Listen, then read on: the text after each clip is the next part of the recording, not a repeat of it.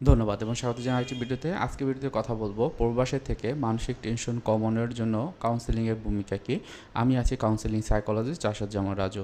বর্তমানে প্র্যাকটিস করছি final mental health care centre, যেটা মিরপুর 2 অবস্থিত। খুবই গুরুত্বপূর্ণ একটি ভিডিও এই কারণে, কারণ বিদেশে গিয়ে বা প্রবাসে থেকে বিভিন্ন রকমের মানসিক সমস্যায় আক্রান্ত হতে হয় এবং সেই ক্ষেত্রে এই যে মানসিক সমস্যা, অনেকে মনে করে এটা হলো টেনশন, আবার অনেকে মনে এটা হলো বিষণ্ণতা।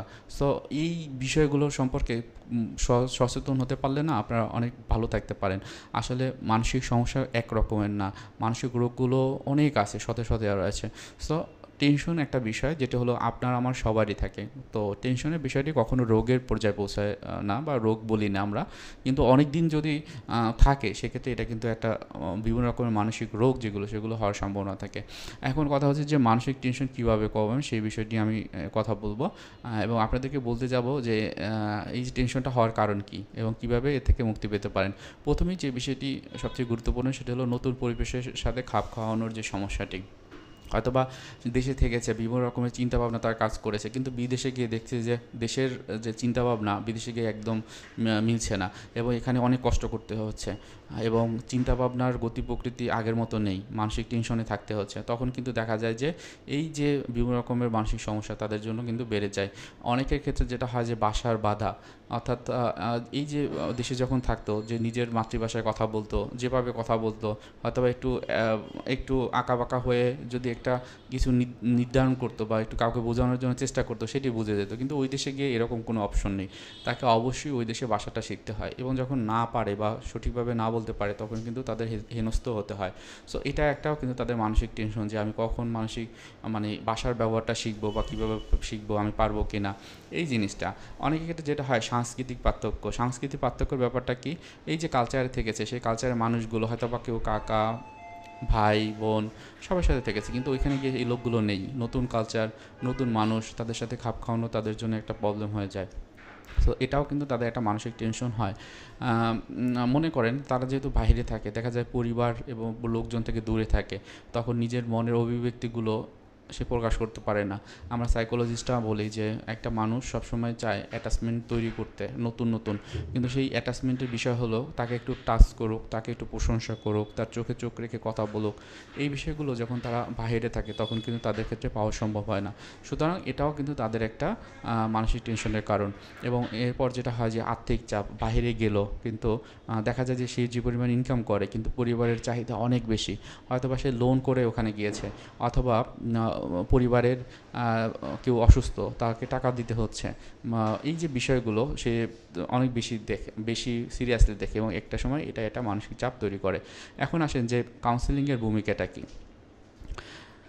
আমরা যেই জিনিসটাকে গুরুত্ব দিই সেটা হলো কাউন্সেলিংয়ের মাধ্যমে মানসিক সমর্থন প্রদান করা হয়। অর্থাৎ যেই ব্যক্তি মানসিক সমস্যায় ভোগে বা মানসিক টেনশন বা বিষণ্ণতায় ভোগে, সে কিন্তু সবসময় চায় যে সে ঠিক আছে কিনা, আমি কি ঠিক আছে কিনা, নাকি আমি ভুল করছি বা আমার মানসিক সমস্যা আছে কিনা। তো এই জায়গাটা কিন্তু আপনি কাউন্সেলিংয়ের মাধ্যমে বুঝতে পারবেন যে আপনি ঠিক আছেন কিনা, আপনার সব কিছু ঠিকঠাক মতো চলছে কিনা। এরপর মানসিক চাপ কমাতে কাউন্সেলিং খুবই গুরুত্বপূর্ণ ভূমিকা পালন করে। কাউন্সেলিং কী? কাউন্সেলিং হচ্ছে যে একটা কনফিডেন্সিয়াল, মানে একটা গোপনীয়তা রক্ষা করে ওই ব্যক্তির কথাগুলো শোনা হয়, এবং কথা শোনার পর আমরা বলি টক থেরাপি, বা কথা বলার মাধ্যমে হলো যে চিকিৎসাটা, বা অনেক ক্ষেত্রে এটাকে সাইকোথেরাপিও বলা হয়। এখন যে ব্যক্তি বিভিন্ন রকম মানসিক টেনশনে ভোগে প্রবাসে থাকা অবস্থায়, সে যদি একটু গোপনীয় পরিবেশে তার মনের যে কষ্টগুলো বা ব্যথাগুলো বলতে পারে কাউকে, তখন কিন্তু তার ভালো বোধ হয়। সো কাউন্সেলিংয়ের কাজ হচ্ছে এটাই যে তার মনটা, অর্থাৎ মন মানে কি আমাদের ব্রেন, এই ব্রেনটাকে আরও বেশি ক্লিয়ার করার জন্য, আরও বেশি স্ট্রং করার জন্য যে ওয়ে আছে সেটা হলো কাউন্সেলিং বা সাইকোথেরাপির মাধ্যমে করা হয়ে থাকে। যেমন সিবিটি বা কগনিটিভ বিহেভিয়ার থেরাপি খুবই গুরুত্বপূর্ণ। অনেক ক্ষেত্রে দেখবেন যে বিভিন্ন ডক্টররা ওষুধ লেখেন মানসিক সমস্যার জন্য, সাইকাটিস্টরা। তো ওখানে কিন্তু 5টা ওষুধ থাকলে দেখা যায় একটা জায়গাতে হয়তো বা লেখা আছে সাইকোথেরাপি বা কগনিটিভ বিহেভিয়ার থেরাপি। এখন ওইখানে হয়তো বা একটা ওষুধ দিলে আপনার ওই সিবিটিটা লাগবে না আপাতত, কিন্তু সে সাইকোথেরাপি দিয়ে দিয়েছে, কারণ এটা আপনি করলে আপনি ভালো থাকতে পারবেন। এবং মনে রাখবেন, আপনার যে কোনো মানসিক সমস্যার কারণে আপনি যদি সিবিটি বা কগনিটিভ বিহেভিয়ার থেরাপি সাথে ওষুধের চিকিৎসাটি নেন, একদম পারফেক্ট একটা চিকিৎসা আপনি পাবেন। অনেক ক্ষেত্রে কী হয় যে আপনি যদি কাউন্সেলিং নেন একটা সাপোর্ট পাবেন, একটা সাপোর্ট গ্রুপ তৈরি হবে, যেই গ্রুপে আপনি আপনার মনের অভিব্যক্তিগুলো বলতে পারবেন, আপনার মনের কথাগুলো বলতে পারবেন, এবং দেখবেন যে এটা আপনার মনে একটা হিলিং তৈরি হবে। এবং সাথে সাথে বিভিন্ন রকমের সমস্যা আমাদের লাইফে থাকে, কিন্তু সমস্যাগুলো সমাধান কীভাবে করব সেটা কিন্তু জানি না। কিন্তু কাউন্সেলিংয়ের মাধ্যমে বিভিন্ন রকমের এভিডেন্স বেস যে ট্রিটমেন্ট প্ল্যানগুলো রয়েছে সেগুলো কিন্তু করানো হয়। সেক্ষেত্রে দেখবেন আপনার সমস্যার যে সমাধান সেটা আপনি নিজে নিজেই করতে পারবেন। অনেক ক্ষেত্রে হয় যে বিভিন্ন রকমের স্বাস্থ্যকর অভ্যাস গড়ে তোলা অনেকের ক্ষেত্রে চ্যালেঞ্জিং হয়, কিন্তু আপনি যদি কাউন্সেলিং গ্রহণ করেন তখন এইগুলো আপনি বুঝতে পারবেন এবং ওই যে সমস্যাগুলো আইডেন্টিফাই করে আপনি নিজে নিজেই এর থেকে মুক্তি পেতে পারবেন। এখন আপনি যদি প্রবাসে থাকেন তাহলে কাউন্সেলিংয়ের সুবিধাগুলো কী? অনেক ক্ষেত্রে দেখা যায় যে আপনি বাইরে আছেন, আপনার মনের কথাগুলো কাউকে বলতে পারছেন না, হয়তো বা মনে হয় যে এটা যদি কাউকে বলি সে আমাকে খারাপ ভাববে, কিন্তু একজন কাউন্সেলিং সাইকোলজিস্ট কিন্তু এটা ভাবে না, বা যে সাইকোথেরাপিস্ট এটা ভাবে না। সে যেই আসুক না কেন, যে ক্লায়েন্ট বা পেশেন্ট আসুক না কেন, তাকে নন জাজমেন্টালি দেখে, তার কথাগুলো গোপন রাখে। ওই কাউন্সিলর জেনুইন থাকে, হ্যাঁ। তো এখানে কিন্তু বিশ্বাসযোগ্যতা ও নিরাপত্তা একদম 100% নিশ্চিত করা একজন কাউন্সিলিং সাইকোলজিস্টের গুরুত্বপূর্ণ। দেখা যায় যে দীর্ঘমেয়াদী সমাধানের জন্য কিন্তু আপনারা কাউন্সিলিং নিতে পারেন।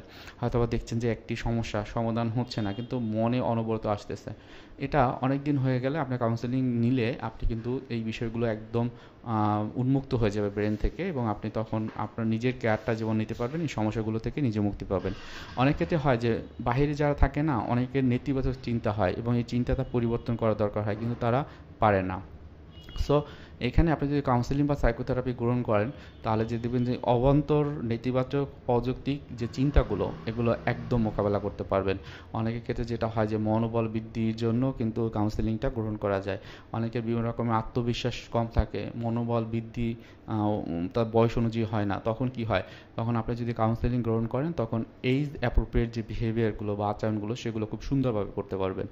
সো এটাই ছিল মূলত আজকের এই যে ভিডিওতে বলার। আপনারা এর মাধ্যমে বুঝতে পারবেন যে আপনার প্রবাসে রয়েছেন কিন্তু কাউন্সেলিংয়ের খুব গুরুত্বপূর্ণ ভূমিকা রয়েছে। বর্তমানে আমাকে অনেকেই আছেন যারা হচ্ছে মেসেজ দিয়ে থাকেন, এবং আমার সময়ের কারণে আসলে সবাইকে রিপ্লাই দেওয়া বা তাদেরকে একটা বিভিন্ন রকমের চিকিৎসার যে পদ্ধতি তারা যেন কীভাবে নিতে পারে এটা আমি চেষ্টা করি সবসময় যে এইভাবে একটু সাহায্য করার। কিন্তু আমার কাছে যারা হচ্ছে যে কাউন্সেলিং নিতে চান, দেখা যায় যে এই চেম্বার করে বাসাতে গিয়ে তারপর হয়তো ওই সময় থাকে না।